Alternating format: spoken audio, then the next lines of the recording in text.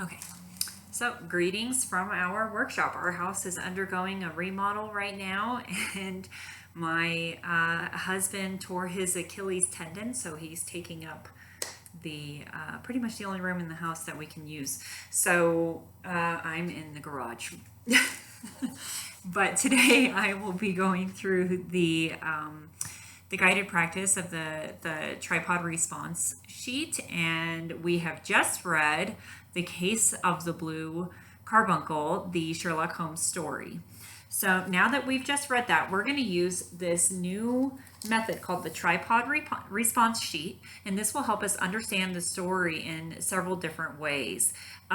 Basically, the responses that you will be writing on the sheets I've given you all will be categorized in 3 different ways, and those 3 ways are personal, creative, and critical. And so we'll talk a little bit more about what each of those things mean, and then you can choose which one you want to start on, but we do want to fill each of these out when we're ready. Okay, so the first thing we'll talk about is personal. Now, when we're responding and writing in a personal way, we want to talk about what personal reflections or connections that we have to the story, and this can be in one of several ways. For instance, we can ask ourselves questions like, what do I have in common with one of the characters in this story? Would I have acted in the same way that Sherlock Holmes acted, or what decisions would I have made differently? And how have I helped to solve a mystery before? And of course, this really applies to this story because this is a mystery. Another question is, what did I feel when I read this story? Did I feel anxious? Did I feel intrigued or curious? Or did I feel like I kind of figured it out before they told us what happened? The next thing is, how is this like another story I know, like one that I've read before, or something that has actually happened to a family member of mine? Things like that. So those would be personal responses to the Sherlock Holmes story. The next section we're going to talk about is creative.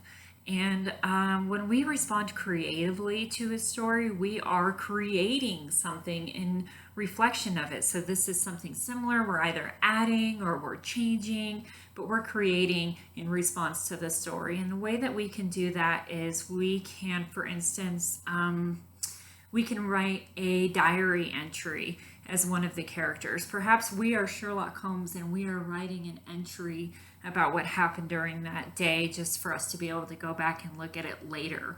Another thing we can do is change the ending. Maybe you want to do an alternate ending. You thought something would have made more sense to you, and you kind of rather read that instead, so you can go ahead and write that. Or we can turn this into a play, and you can script out what the characters say and how they move on the stage. You can script out a play. It doesn't have to be the whole thing, maybe just a section of it. That might be a little bit quicker.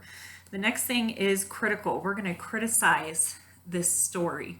And that doesn't necessarily mean that we have to think of negative things. It just means that we're reflecting on the elements in the story, like the verbs that they use or the words that they use. Did we find those to be interesting? Is there another word choice that would have been better or more interesting?